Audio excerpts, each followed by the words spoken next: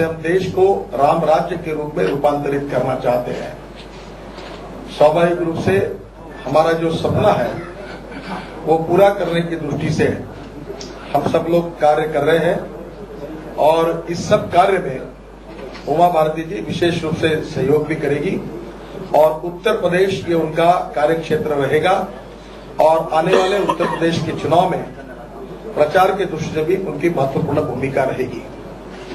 मैं भारतीय जनता पार्टी के राष्ट्रीय और राज्य स्तरीय सभी नेताओं से मैंने चर्चा की, उसके साथ साथ पार्लियामेंट्री बोर्ड के सभी सदस्यों के साथ चर्चा की और इसके बारे में आम सहमति तैयार हुई और उसके बाद ये निर्णय मैं आपके सामने घोषित कर रहा हूं। मैं उमा जी को बहुत बहुत बधाई देता हूं, उनका अभिनंदन करता हूं और उमा जी के कारण उत्तर प्रदेश की राजनीति में भारतीय जनता पार्टी को भी एक शक्ति और ताकत मिलेगी और गंगा का जो अभियान है वो भी बहुत अच्छे तरीके से चलेगा। उनके इस कार्य के लिए मैं शुभकामनाएं देता हूं, उनका विशेष रूप से अभिनंदन करता हूं और भारतीय जनता पार्टी में आज उनका प्रवेश हुआ है ऐसा मैं जाहिर करता हूं। उमा जी 2 मिनट कुछ कहेंगी, फिर आपके कुछ 1-2 सवालों के जवाब मैं दूंगा और फिर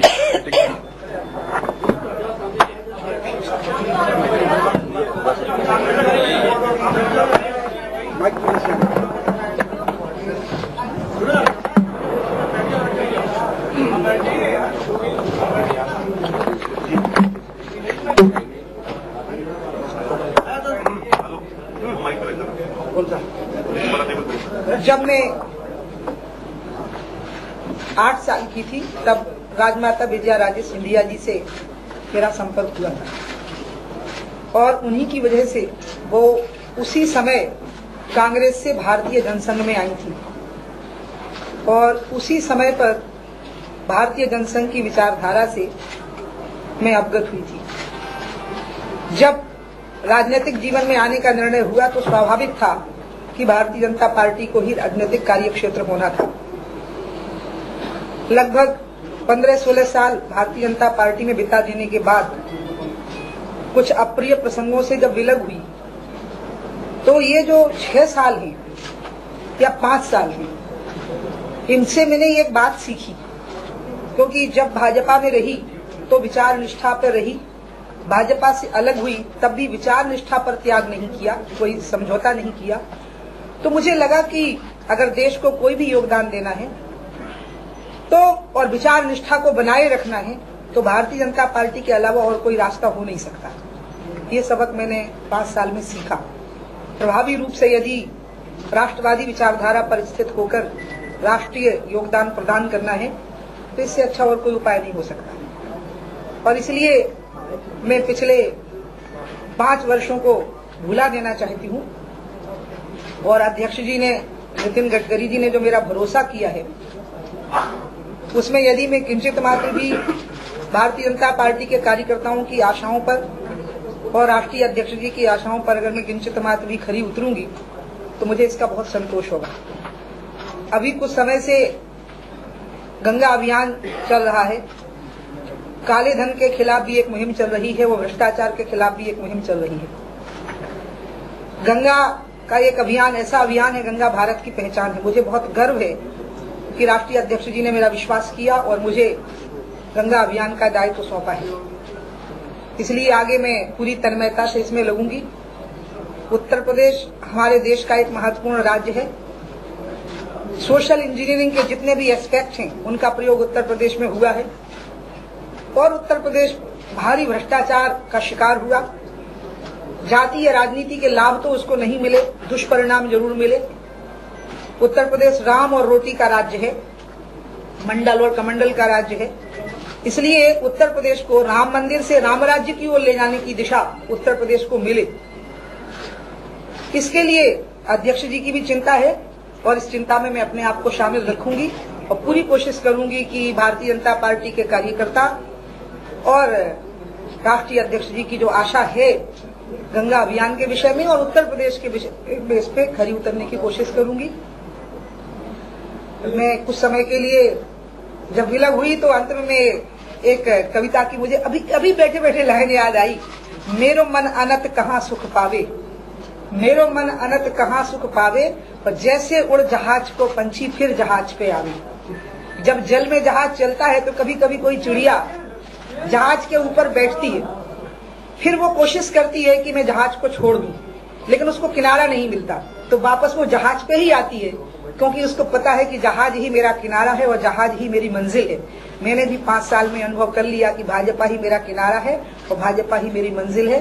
मैं बहुत बहुत धन्यवाद देती हूँ नितिन गडकरी जी को, सभी पार्टी के पदाधिकारियों को, संसदीय बोर्ड के सदस्यों को, सभी भारतीय जनता पार्टी के कार्यकर्ताओं को, जिस सबने इतने प्रेम और आदर के साथ मुझे वापस स्वीकृति दी है, भारतीय जनता पार्टी में मुझे वापस लिया है। मैं कोशिश करूंगी कि मैं उनको अपने किसी भी कृत्य से निराश न करूं। उमा जी, मेरा एक सवाल। एक मिनट। विशेष रूप से उमा जी ने अपना मनोगत व्यक्त किया है और उत्तर प्रदेश आज अनुभव कर रहा है वो सुश्री मायावती जी के गुंडा राज को, और इसके पहले मुलायम सिंह जी का जंगल राज और मायावती का गुंडा राज, ये उत्तर प्रदेश के सामने बहुत गंभीर समस्या है। भारतीय जनता पार्टी की ओर से ये गुंडा राज और जंगल राज के विरोध में और उत्तर प्रदेश को सुखी, समृद्ध, संपन्न बनाने के लिए भय, भूख और आतंक से मुक्त तक हिंदुस्तान का एक विकसनशील प्रदेश बनाने का हमने संकल्प लखनऊ के कार्य समिति में किया है, और ये जो अभियान हमने छेड़ा है उसमें पूरे शक्ति के साथ पार्टी के सभी नेता पूरे शक्ति के साथ इसके पीछे जुड़े हैं। उमा जी भी इस अभियान में पूरी ताकत के साथ अपनी शक्ति लगाएगी और हम सब लोग मिलकर उत्तर प्रदेश के मायावती जी की गुंडा राज को, जो भ्रष्टाचार से युक्त है, उसको हटाकर और किसी भी हालत में मुलायम सिंह जी का जंगल राज हम नहीं आने देंगे, और भारतीय जनता पार्टी को अपनी ताकत पर एक सशक्त विकल्प खड़ा करने का जो मनोदय हमने लखनऊ में व्यक्त किया है, उसको पूरा करने में उमा भारती अपनी पूरी शक्ति, ताकत उत्तर प्रदेश में लगाएगी और पूरी ताकत के साथ काम करेगी, ये मेरा विश्वास है। इस कार्य में उनको मैं बहुत बहुत शुभकामनाएं और शुभेच्छाएं देता हूँ।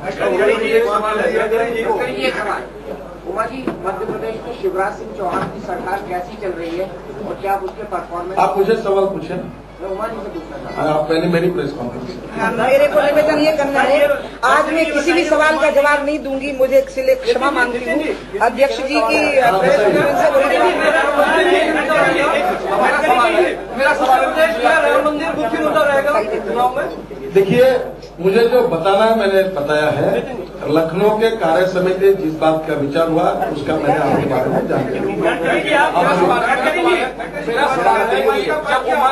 जब उमा जी पार्टी को छोड़ करके गई थी तो उस समय सबसे बड़ा इनका कंप्लेन था कि पार्टी की गुटबाजी से तंग आ गई थी, इनके खिलाफ षड्यंत्र हो रहा था।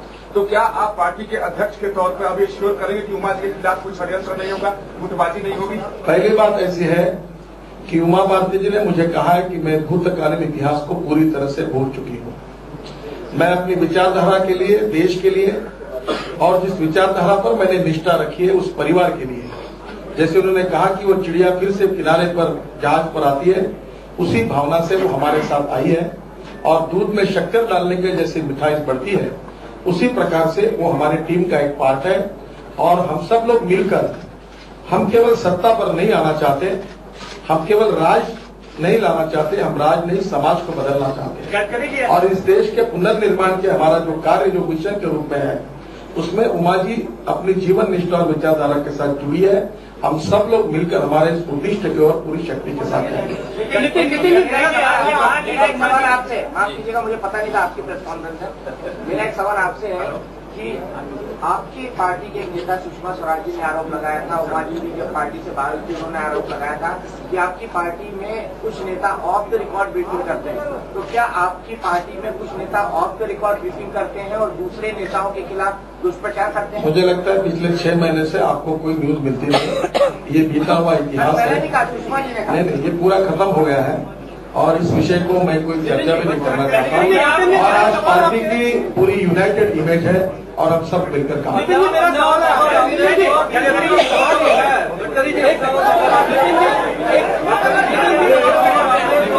आप पीछे हटिए। स्टील फोटोग्राफी वालों को बार बार बोलना पड़ता है, ठीक नहीं। सवाल ये है कि पार्टी के कुछ लोग उमा भारती की वापसी का विरोध करते थे। सबसे ज्यादा मध्य प्रदेश की यूनिट और वहाँ के मुख्यमंत्री विरोध करते थे। क्या अब ये विरोध खत्म हो चुका है? मध्य प्रदेश के सभी नेताओं से चर्चा की है, राष्ट्र के सभी नेताओं से चर्चा की है और आम सहमति होने के बाद इस बात पर निर्णय हुआ है और अभी इस बारे में पार्टी में किसी की कोई तकरार नहीं है। बीजेपी का मुखौटा बताया और कहा कि इनकी आड़ में वो सत्ता हासिल करना चाहती है अन्ना और बाबा रामदेव को। देखिए, मुझे लगता है कि भारतीय जनता पार्टी एक राजनीतिक पार्टी है। काले धन और भ्रष्टाचार का विषय सबसे पहले हमने आगे किया है और कुछ लोग इसमें आने के पहले से हम इस विषय को संघर्ष कर रहे हैं, आगे भी करते रहेंगे। मैं कांग्रेस पार्टी बौखला गई है, मैं उनकी कमेंट्स को बहुत ज्यादा महत्व नहीं देता। आपने बता दिया कि भारतीय का कार्यक्षेत्र होगा वो उत्तर प्रदेश होगा, इसका मतलब क्या कि लौटेंगे कि नहीं लौटेंगे कभी मध्य प्रदेश? देखिए, उमा भारती को कोई देश में जाने के लिए कोई बंधन नहीं है। उत्तर प्रदेश ये उनका विशेष ध्यान का क्षेत्र रहेगा। इसका कारण उत्तर प्रदेश का चुनाव आने वाले साल में है और गंगा का अभियान और उत्तर प्रदेश की राजनीतिक जिम्मेदारी ये उनको मैंने विचारपूर्वक दिया हुआ काम है। आपने कहा कि उमा भारती जी ताकत अपनी बीजेपी में झोंकेंगी, लेकिन अगर उमा जी के पास ताकत होती तो क्या वो बीजेपी में वापस आती? देखिए, सबसे पहली बात है कि उमा भारती हमारे परिवार की है। उन्होंने आज तक अपनी विचारधाराओं के लिए, हमारे राजनीतिक मुद्दों के लिए अपने जीवन में कार्य किया है। हम एक परिवार के हैं और एक विचार के लिए काम करने वाले हैं और जो कुछ इस देश में होगा वो सामूहिक रूप से सबके प्रयासों से होगा, ये हमारा विश्वास है और हम साथ मिलकर काम करेंगे और उसमें पार्टी के उद्देश्य की तरफ आगे बढ़ेंगे, ये हमारा विश्वास है।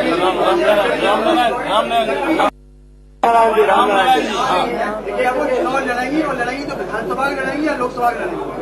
इसके बारे में जब चुनाव आएगा तब उचित भूमिका पार्टी जाएगी। जब उमा भारती मध्य प्रदेश की मुख्यमंत्री बनी थी, दिग्विजय सिंह को चुनाव हराया था, आपने जिम्मेदारी दी उत्तर प्रदेश की, कांग्रेस की भी जिम्मेदारी दिग्विजय सिंह के पास है, तो आप लगता है एक बढ़िया हाथ प्रोडक्ट आपके लिए और मायावती पिछले वर्ष जिनके नाम का उल्लेख कर रहे हैं उनको, उनके बारे में मैंने तय किया कोई कॉमेंट्स नहीं करना। उनका स्वास्थ्य भी ठीक नहीं है, उनको उदार अंतःकरण से माफ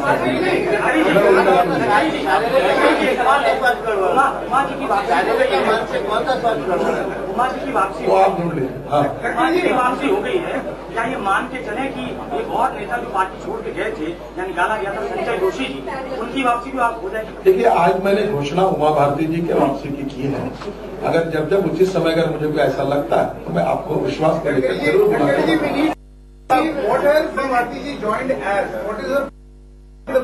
क्या है? उमा भारती जी is basically honestly related with our ideology. She belongs to our parivar. And one thing is very, very transparent about Uma Bharati ji, that always whether she is in the party or not, she is very much loyal to our ideology.